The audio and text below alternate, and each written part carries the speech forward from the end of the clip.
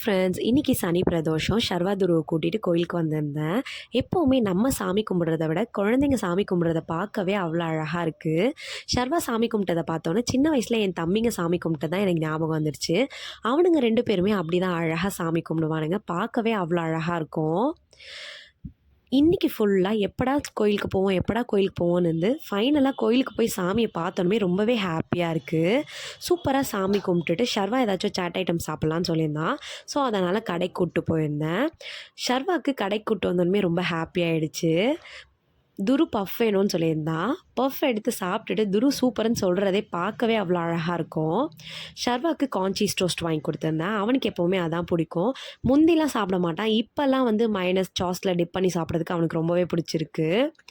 அதுக்கப்புறம் வெளியே வந்து கொஞ்சம் பிக்ஸ்லாம் எடுத்துக்கிட்டோம். ரொம்பவே அழகாக இருந்துச்சு.